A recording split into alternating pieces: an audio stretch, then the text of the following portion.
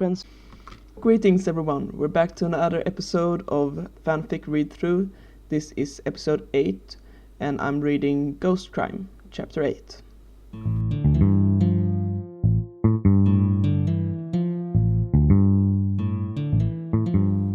The FBI agents all went for their guns, pointed them at the bald man standing in front of them.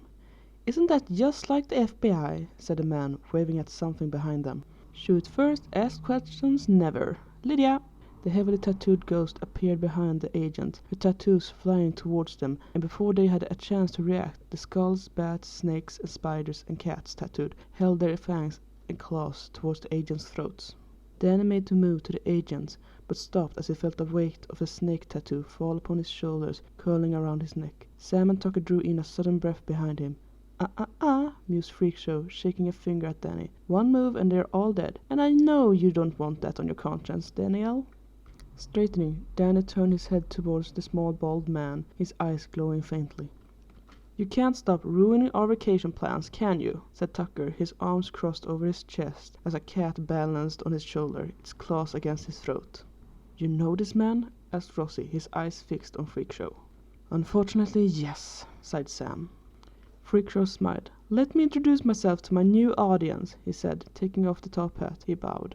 "The name is Freakshow, ringmaster of Circogothia, ruler of reality, or I was until these kids," the snake around Danny's neck tightened, "so rudely broke my staff and ruined my life." "You started it," said Danny, doing his best to breathe. "Yes, and you are going to help me again," said Freakshow. "I knew following your girlfriend from the movie convention was a good idea. Turns out you found an artifact that I want." "You were following me?" exclaimed Sam, visibly shivering. "One word. Stalker," said Tucker, crossing his arms. "Silence, you two! I have no time for your meaningless bantering."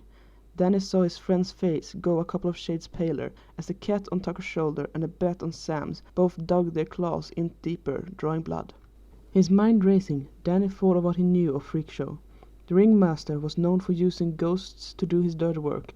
He also used powerful artifacts, like the crystal ball staff that had controlled him and the reality gauntlet that had destroyed the three's plans for a summer vacation. His thoughts landed on the sword cane the killer had used. It hadn't been a normal weapon. It couldn't have hurt him if it was. And the feeling when he got stabbed, like his powers were being absorbed by it. "You want to kill a sword cane," he said calmly, and was pleased to see the surprise on Freakshow's face.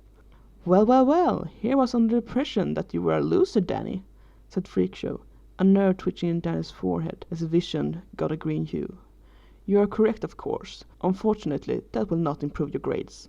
"Fuck off! What makes you think I'd ever help you?" shot Danny back, showing teeth in a snarl. "Another good question. You're clearly on a roll tonight," smiled Freakshow, applauding sarcastically. The FBI agents could clearly see that the small man was getting under the teenager's skin, but knowing that the situation could go south if they interrupted, no one said anything, only exchanged glances as they stood as still as possible. "Here's the thing, Daniel. I have your friends and these nice FBI agents hostage. And if you don't bring me the sword within, let's say 24 hours, I'm going to have Lydia start killing them one by one, starting with your girlfriend." Freakshow waved at Lydia, giving her a loving smile. "I am not his girlfriend," muttered Sam under her breath. Danny's eyes went over to the agents, back to his friends, before once more leveling on Freakshow. "I'll do it," he said, a sour taste in his mouth. "But you have to tell us everything you know about the sword cane right now, or the deal is off." Freakshow's smile widened. "And here I thought I had to give you 3 questions in order for you to get anywhere. Looks like you aren't as stupid as you look, seeing as you already asked the right questions tonight." A shiver went through the FBI agents as the temperature in the room suddenly dropped. "What you are looking for is just as you said, the killer's sword cane. It has had many names through the ages, and has always appeared in connection with the brutal murders of a bunch of women in big cities." Freakshow began, showing off his knowledge of ancient ghost-related artifacts. "The cane is possessed by a powerful ghost. Whoever touches it becomes possessed by it. The possessed will kill a certain amount of women exactly the same way for 7 nights before disappearing and then reappearing years later to repeat the same pattern, and whoever controls it becomes invincible." Freakshow's eyes glittered, and the teenager rolled theirs, having heard the invincible/taking over the world speech before. "And that's all you know?" asked Sam, her hands on her hips. "Not much, you know," said Tucker, a phone in his hand, already searching the web for references. "Well, yes. I trust you will bring me the sword in 24 hours. Lydia?" He turned, and Danny felt the weight of the snake shift around his neck before disappearing. I hope you like the tattoos. They are to die for, said Throuhg before Lydia touched his shoulder and they disappeared. Danny's eyes turned to Sam and Tucker, who both had tattoos of their animals on their neck. Turning to the agents, he saw that they too sported Lydia's tattoos. Great! Another vacation ruined by Throuhg, he winced, pressing a hand to his stomach. Feeling something sticky, he looked down on his hands. You're bleeding, said Dr. Lewis. Having holstered her gun, she went over to the teenagers, followed by the rest of the team. Sit down, she ordered Danny, who had no objections. You three can all take a seat, said Rossi, his eyes coming down hard on the teenagers. You have a lot of explaining to do. They sat down. Rolling up his t-shirt to get a better look at the wound, Sam peeled off the bandages, making a face. You popped 2 stitches, she sighed, digging in her backpack.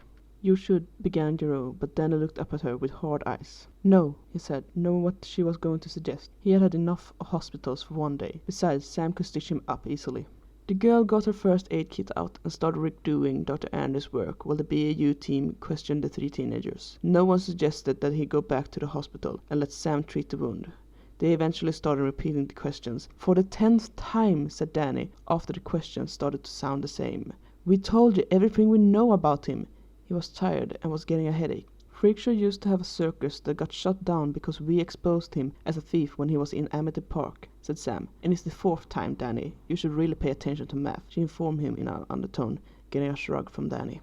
And there was this one time he decided to get revenge on us at the end of last semester, continued Tucker, his eyes still on his phone, fingers swiping faster than the eye could follow, but nothing came out of it. I thought he was imprisoned again after that.